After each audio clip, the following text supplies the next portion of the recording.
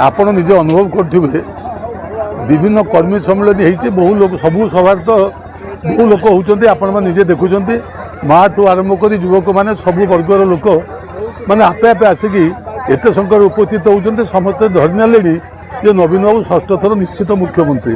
कि आजिका सभार टे व्यतिक्रम यहाँ वर्षा है अनेक धारणा था बोधे ये आउ सभा हो पार कि ना ता सत्वे आप देखुं वर्षा छाड़ा से माँ मैंने आउ जो युवक मैंने जो मैंने सभा को आसते पुणी फेरी आसिले पुणी सभा कार्य चलला जो अन्य सभा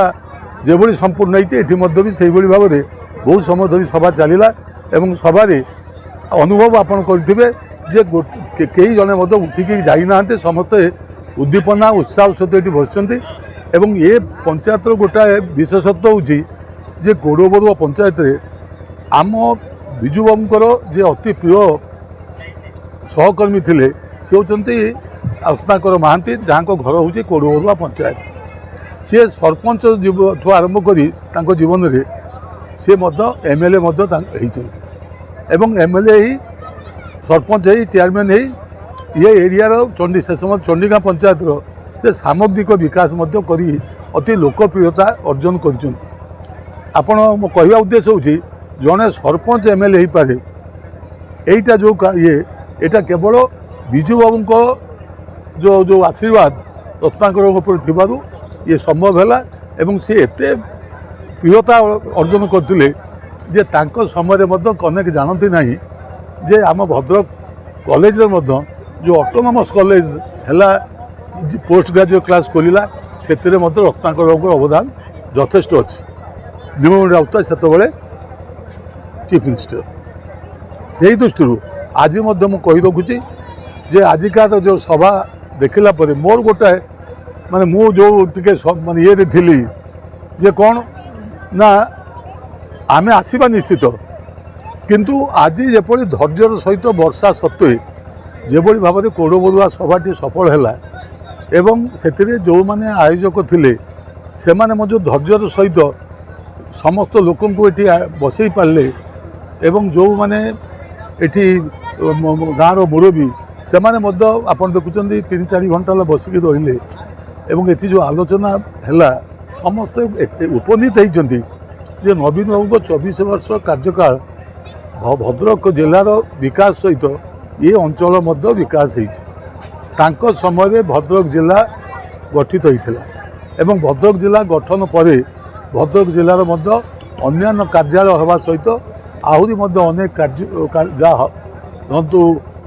लोकंर जो आवश्यकता रही एटा विश्वविद्यालय और यूनिवर्सिटी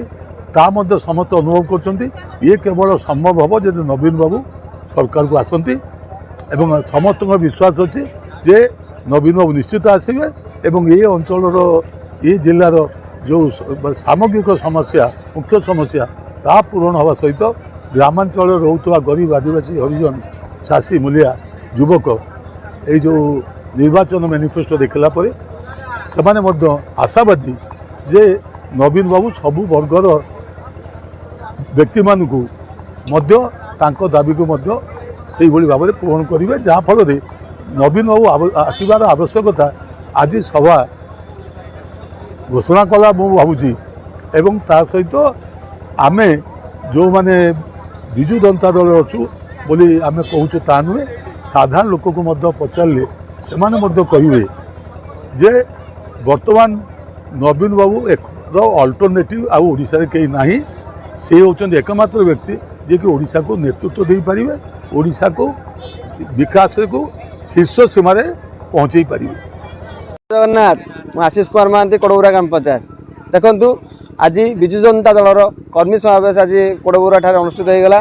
जहाँ पागर प्रतिकूल परिस्थिति बहु वर्षा सत्वे भी ये बहु विजु जनता दलर माँ मैंने भौणी मैंने भाई मैंने मौसा मैंने माउसी मैंने तथा मोर गुरुजन मैंने आसी उपस्थित थे एठारे आज जो माननीय मुख्यमंत्री श्रीयुत नवीन पट्टनायक जो षष्ठ थर पर मुख्यमंत्री होगा जाऊँगी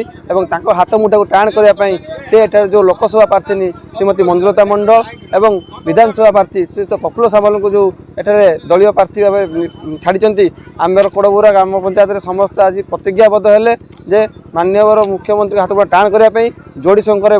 भोट देवे एवं